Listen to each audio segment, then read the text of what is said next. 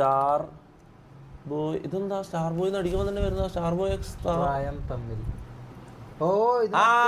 Weekend മറ്റേ ഇത് ഞാൻ കണ്ടേ അടെ ഇത് സീനാ മതി. ഇത് കാണും ഇതിന്റെ ഒറിജിനൽ എവിടെ അല്ലേ?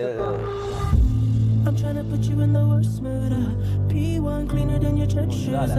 Nelly point to. നിനക്ക് പ്രാന്താണ് എപ്പോഴും ഈ പുള്ളിയുടെ പഴയ പാട്ടും കേട്ടിരിക്കാനായിട്ട്. നിനക്ക് വല്ല പുതിയ പാട്ടും കേട്ടൂടെ? അത് നിനക്ക് ഈ പുള്ളി ആരാന്ന് അറിഞ്ഞൂടാത്തതിന്റെ പ്രശ്നമാണ്. മേരി ആവാസുവിൻ എന്ന പരിപാടിയിലെ ഫസ്റ്റ് വിന്നറാണ് പുള്ളി. ഇപ്പൊ അങ്ങ് ഗ്ലോബലാണ് പുള്ളി. പിടിച്ചാ കിട്ടൂല. അമേരിക്കക്ക് വീക്കെൻഡ് അല്ലടാ പണ്ടത്തെ ഉള്ള പോലെ നമുക്കും ഉണ്ടളി ഒരാള് Prakash Mathew. I'm trying to put you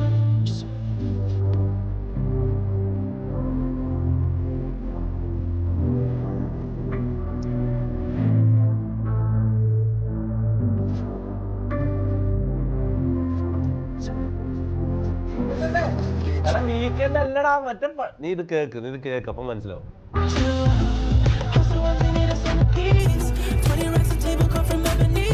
ഇത് ആരാ ഉണ്ടാക്കിയെന്ന് അറിയില്ല. അത്രയും പെട്ടെന്ന് സ്പോട്ടിഫൈയിൽ ഇറക്കിക്കോ. W ട്രാക്ക് എന്ന് പറഞ്ഞാൽ W ട്രാക്കാണ്. ഞാൻ കാര്യം പറയാനാ. അത്രയും പെട്ടെന്ന് സ്പോട്ടിഫൈ റിലീസ് ചെയ്തോ. ഇത് വീക്കെൻഡ് അല്ല. നീ ഇത് ഫുള്ള് കേക്ക് അപ്പം മനസ്സിലാവും. Full cake.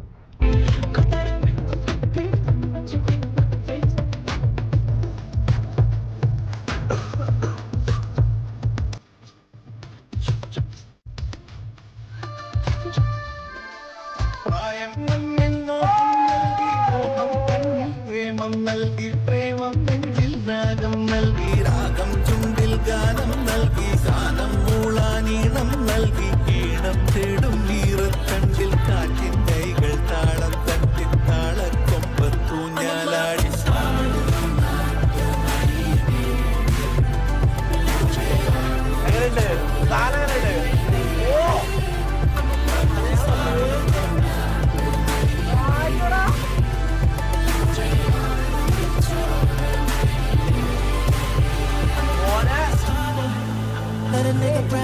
Best remix of 2025 മുത്തേ ഹാൻഡ്സ് ഡൗൺ. ഇത് എത്രയും പെട്ടെന്ന് സ്പോട്ടിഫൈയിലേക്ക് ഇറക്കിക്കോ. ഇത് ഹിറ്റാവും. ഞാൻ ഉറപ്പ് വരെ ഇത് ഹിറ്റാവും. ഇത് എന്ന് പറഞ്ഞാൽ സ്പോട്ടിഫൈയിൽ അത്രയും മില്യൺ പ്ലേസ് അടിക്കും.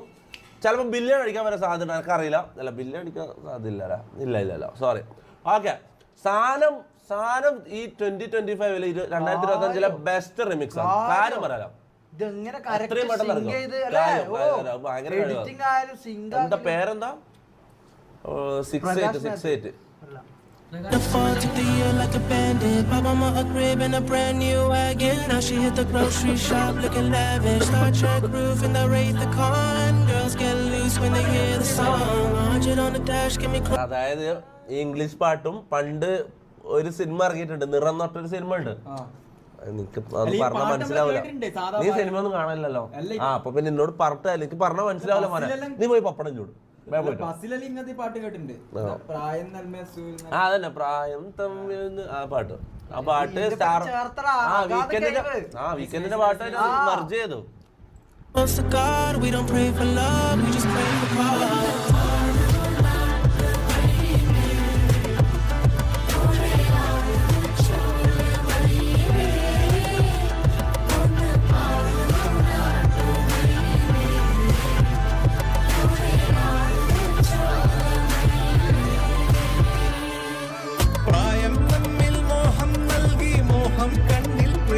നൽകി പ്രേമം നെഞ്ചിൽ രാഗം നൽകി രാഗം ചുണ്ടിൽ ഗാനം നൽകി ഗാനം മൂളാനീണം നൽകി ഈണം തേടും ഈറക്കണ്ടിൽ കാറ്റിൻ കൈകൾ താളം തട്ടി താളക്കൊമ്പത്തൂഞ്ഞാലാടി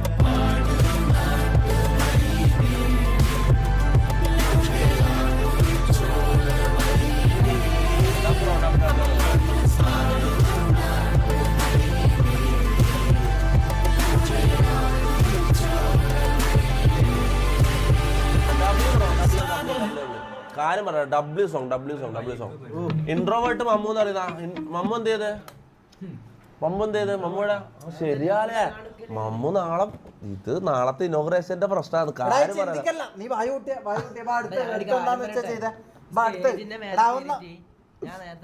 ഞാൻ ഇതിന് വരുന്നില്ലല്ലോ. ഞാൻ ഈ പരിപാടിക്കില്ലല്ലോ.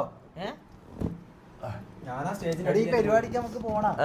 തൊപ്പി ഹൈറ്റ് അത്ര എടാ ഹൈറ്റാ ഇത്. ഞാൻ ഒരു കാര്യം പറയട്ടെ, എന്നെ നേരിട്ട് കാണുമ്പോ എല്ലാവർക്കും ഉള്ള ഏറ്റവും വലിയ എല്ലാവരും പറയുന്ന മെയിൻ കാര്യം അതാ ഹൈറ്റ് കൂടുതലാണ്. കാരണം എന്റെ ക്യാമറ കാണുന്ന പോലെ അല്ല, എനിക്ക് ശരിക്കും 6'2" ആണ് എന്റെ ഹൈറ്റ്. 6'1" എത്രയോ, അതായത് 188 188 അങ്ങനെ എന്തോന്ന് എന്റെ ഹൈറ്റ്. 188 മനസ്സിലാവും. അപ്പം ക്യാമറ കാണുമ്പോൾ എനിക്ക് ഹൈറ്റുള്ളതായിട്ട് തോന്നുന്നില്ല, പക്ഷെ നേരിട്ട് കാണുമ്പോൾ ഞങ്ങൾക്ക് ഭയങ്കര ഹൈറ്റുള്ളതായിട്ട് തോന്നുന്നത്. എല്ലാവരും പറയുന്നത് എന്നെ നേരിട്ട് കാണുമ്പോൾ ഫസ്റ്റ് പറയുന്ന കാര്യം അതാ, ഇതൊന്ന് കൊക്ക പോലെ തന്നെയാണ് ഒരിക്കല്. രാജ്സ്റ്റാർ ഋഷി എന്തെന്നാ വീഡിയോ എഡിറ്റ് എന്തായി? ഓക്കെ എഡിറ്റർ ആവുന്നേ ഉള്ളൂ. ഓക്കെ മെല്ലെ മതി ചെക്കൻ മെല്ലെ ചെയ്യട്ടെ.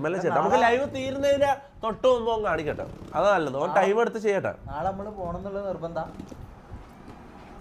മോനെ MRG ഗ്യാങ്ങിന് ഒരു ഇനോഗ്രേഷൻ ഇൻവിറ്റേഷൻ കിട്ടാന്ന് പറഞ്ഞാൽ ഞാൻ ഇപ്പൊ ഈ അടുത്തൊന്നും പ്രതീക്ഷിച്ച കാര്യമല്ല ഇത്.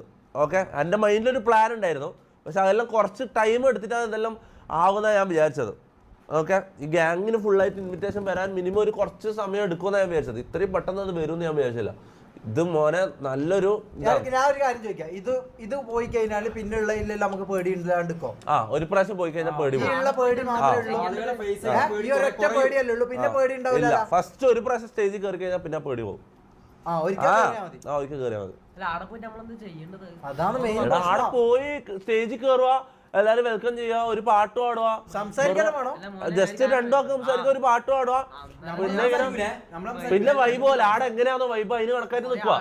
എടാ ആൾക്കാർ വൈബാണ്, നോക്കും. പിന്നെ നോക്കാണ്ടാകുന്ന അങ്ങനെ ചിന്തിച്ചാ എങ്ങനെയാ മോനെ? നീ എല്ലാം എങ്ങനെ സോഷ്യൽ മീഡിയയിൽ പിടിച്ചേക്കുക? അങ്ങനെ ചിന്തിക്കാൻ പറ്റില്ല. അങ്ങനെ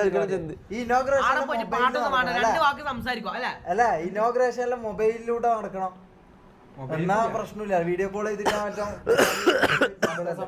പ്രശ്നമില്ലല്ലോ. അപ്പൊ നിനക്ക് നീ ആലോചിക്കേ, ഈ ഇനോഗ്രേഷന് നമ്മൾ പോയി കഴിഞ്ഞാൽ ഇപ്പൊ ഈ ലൈവിൽ ഇപ്പൊ നീ എത്ര ആൾക്കാരെ മുന്നിൽ സംസാരിക്കുന്ന? 10,000 ആൾക്കാരെ മുന്നിൽ കാണുന്നില്ല. ഞാൻ പറയുന്നത് രമേശ് സുരേഷ് നിങ്ങളെ നമ്മള് കാണുന്നില്ല. ഞാൻ പറഞ്ഞ 10,000 ആൾക്കാരെന്ന് പറഞ്ഞാൽ നമുക്ക് ഇനോഗ്രേഷന് പോയാൽ ഉണ്ടാകുന്ന ആൾക്കാരെ 10 ഇരട്ടിയാണ്. നമ്മൾ ഇനോഗ്രേഷൻ പോയാൽ 500-1000 ആൾക്കാരാണ് ഇനോഗ്രേഷൻ ഉണ്ടാവും, അതിന്റെ 10 ഇരട്ടിയാണ് ഈട. അതെ.